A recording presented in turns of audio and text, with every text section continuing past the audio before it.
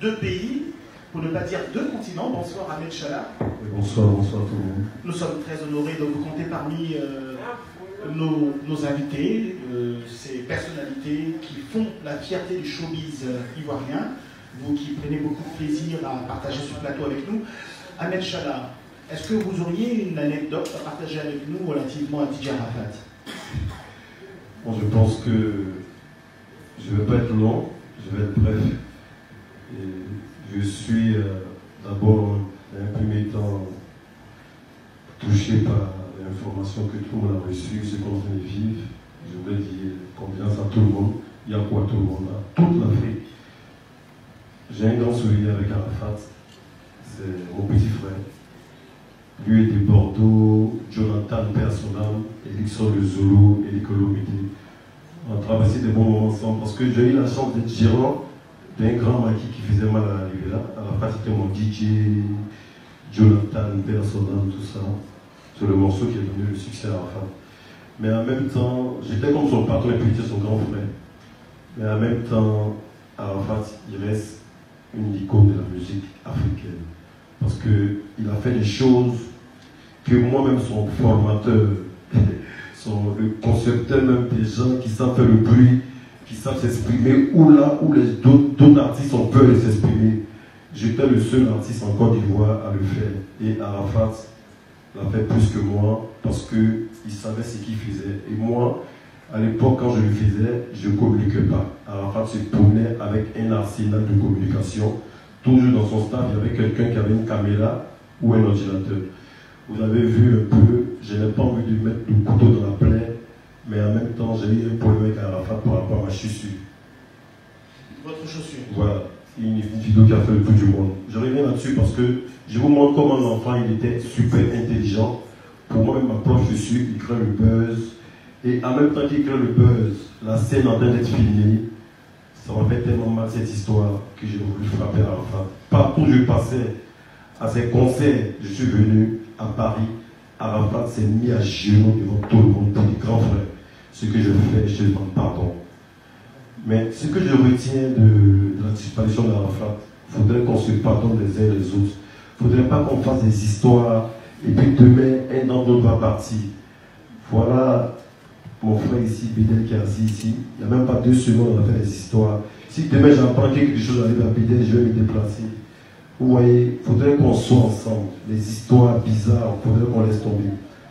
Arafat m'a fait ma chose, il a demandé pardon, j'ai demandé, j'ai laissé pour moi à Dieu. J'ai dit à Arafat, moi je laisse tomber. Partout me voyait. Il n'y a même pas 3 semaines, l'anniversaire d'Ivoire TV, je suis rentré. Quand je suis arrivé, je suis rentré dans la salle, c'est pas ce que j'étais là. J'ai commencé mon scénario. J'ai salué tous les artistes qui étaient à côté. Arafat était en dernière position. J'ai dit, petit, ça va. Je lui ai donné un coup de poing dans la poitrine. Il m'a dit, ben, ça va. C'était la dernière fois que j'ai vu Arafat. Et puis, je ne vais plus voir Arafat. Donc, les souvenirs que je traverse avec Arafat, c'est des grands souvenirs. Il faudrait qu'on se pardonne. Moi, tout ce que je retiens, si je suis quitté jusqu'à Lyon pour mon quartier résidentiel, pour venir parler dans cette vidéo, j'aimerais que les funérailles d'Arafat soient une réussite. Je vois des gens qui ont commencé à parler, à dire n'importe quoi, on va faire ça, on va faire ça. Moi, je demande pardon au président Alassane Ouattara de nous donner l'opportunité de nous donner le stade de la Côte d'Ivoire pour qu'on organise un grand funérail. Le stade Félix Houphouët-Boigny? Oui, parce que, voilà, c'est ça. Donc, du coup, parce que les gens ont quitté un peu de partout. Moi, je suis en vacances pour ma promotion de mon nouveau concept de Yamaya, mais je me sens obligé de repousser ma date jusqu'à ce que tout se passe devant moi. Et je voulais faire un yako encore à son manager, Arnaud Jabois, qui souffre, et à sa maman. Et pour qu'on organise des trucs, il faudrait qu'on respecte la mère d'Arafat. Tous ceux ou toutes celles qui veulent prendre des décisions pour organiser les funérailles, contactez Arnaud Jabois et l'homme Saga pour qu'on puisse avoir la bénédiction. Arafat, il a le même caractère que moi, très régulier. Les gens qui sont pressés pour organiser des choses là, l'enfant il va venir les chercher. Moi je dis ça en tête ici. Si ce que je dis c'est faux, applaudissez. Si c'est pas faux, restez comme ça. Moi je suis pas là pour faire le buzz. Ils sont pressés, chacun court. Voilà, chacun court. Non, non. Bédel est bien placé pour savoir que ce que je chante, je dis, c'est la vérité. c'est notre petit frère tous. Arrêtez de courir de la funérailles de quelqu'un pour prendre point, pour dire non, c'est moi qui ai organisé. Non, non, non, non. Contactez Arnaud Jaguar, c'est son manager, c'est comme son frère.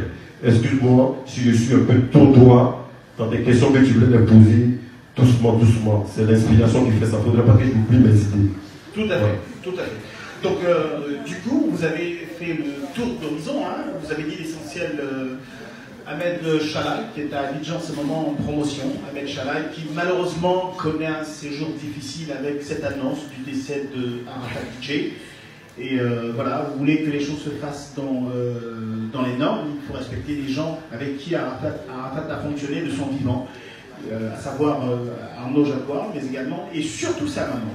En dépit de ce que les deux étaient quelque peu en conflit, mais ça c'est normal, hein, dans la famille, il y a des petits conflits. Merci infiniment, Ahmed Chalai, merci d'être passé par là, et puis on vous souhaite beaucoup de courage. Merci. Donc je voulais profiter de ce plateau pour saluer mon frère Bédel, parce que quand il est venu, il a dit bonsoir.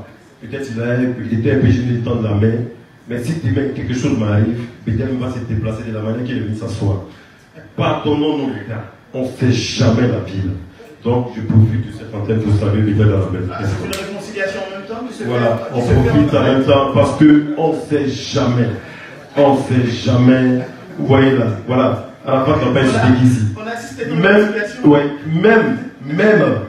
même les gens, les ennemis qui n'aimaient pas Arafat, ils sont en train de pleurer, mais ce n'est même pas l'hypocrisie. Ils l'aimaient vraiment. Vous voyez, la vie, elle est courte comme ça. Donc, merci encore pour ce que vous faites encore pour la culture ivoirienne d'abord et puis au-delà de là. Et merci encore. Excusez-moi pour l'ensemble en cheminée de Dolce Gabbana. Parce qu'Arafat, je l'aime bien quand je m'habillais comme ça. Pas parce qu'on a perdu Arafat que je m'habillais mal. Après, c'est pour couper les cadets. Voilà. Vous voyez qu'il aimait tous les médicaments là.